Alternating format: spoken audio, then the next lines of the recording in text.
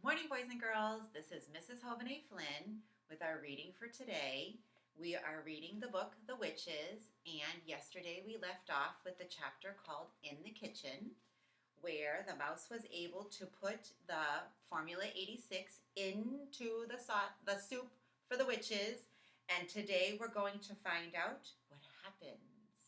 Today's chapter is called Mr. Jenkins and His Son. Mr. Jenkins came striding up to our table with a very purposeful look on his face. "Where is that grandson of yours?" he said to my grandmother. He spoke rudely and looked very angry.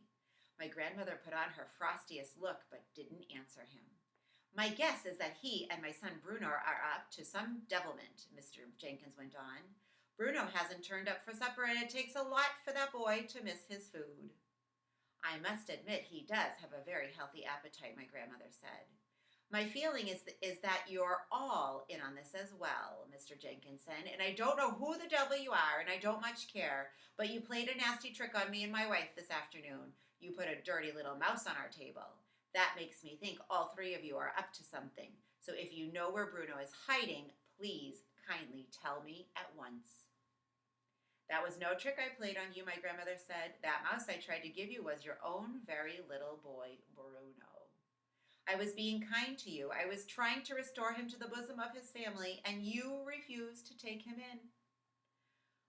"What the blazes do you mean, madame?" shouted Mr. Jenkins. "My son isn't a mouse." His black mustache was jumping up and down like crazy as he spoke. "Come on, woman, where is it? Out with it." The family at the table nearest to us all stopped eating and were staring at Mr. Jenkins. My grandmother sat there puffing away calmly at her black cigar.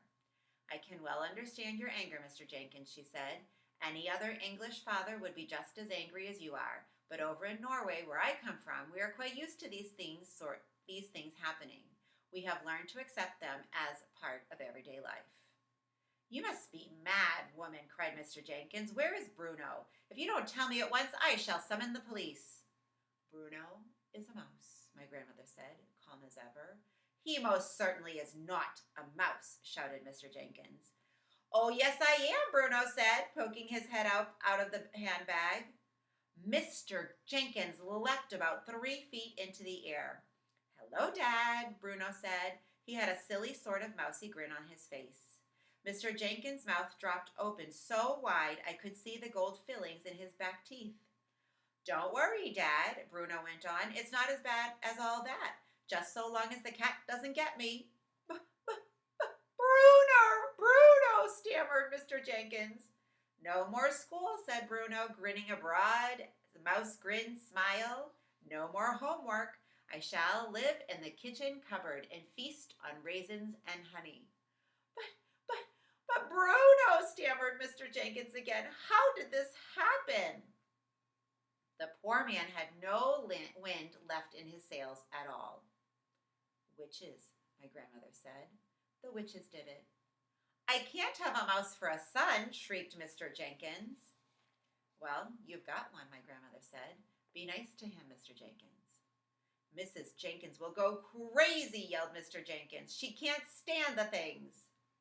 "She'll just have to get used to him," my grandmother said. "I hope you don't keep a cat in the house." We do," cried Mr. Jenkins. "Topsies is my wife's favorite creature." "Then you'll just have to get rid of Topsies," my grandmother said. "Your son is more important than your cat." "He certainly is," shouted Bruno from inside the handbag. "You tell Mom she's got to get rid of that Topsy before I go home." By now, half the dining room was watching our little group. Knives and forks and spoons had been put down all over the place. Heads were turning round to stare at Mr. Jenkins as he stood there spluttering and shouting. They couldn't see either Bruno or me, and they were wondering what all the fuss was about.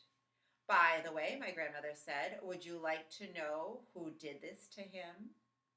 There was a mischievous little smile on her face, and I could see that she was about to get Mr. Jenkins into trouble. "Who?" he cried. "Who did it?" "That woman over there," my grandmother said, "the small one in the black dress at the head of the long table."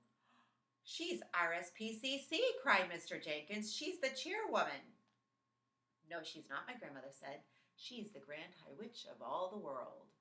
You mean she did it? That skinny little woman over there, shouted Mr. Jenkins, pointing at her with a long finger. By gad, I'll have my lawyers on her for this. I'll make her pay through the nose. I wouldn't do anything rash, my grandmother said to him. That woman has magic powers. She might decide to turn you into something even sillier than a mouse. A cockroach, perhaps. Turn me into a cockroach? Shouted Mr. Jenkins, puffing out his chest. I'd like to see her try. He swung around and started marching across the dining room towards the Grand High Witch's table. My grandmother and I watched him. Bruno had jumped up onto our table and was also watching his father. Practically everyone in the dining room was watching Mr. Jenkins now. I stayed where I was, peeping out of my grandmother's handbag. I thought it might be wiser to stay put. And our next chapter is called The Triumph. So stay tuned for our next chapter. We're going to find out what happens to those witches in Formula 86. And we're also going to listen to find out what happens to Mr. Jenkins. Thank you for joining us today.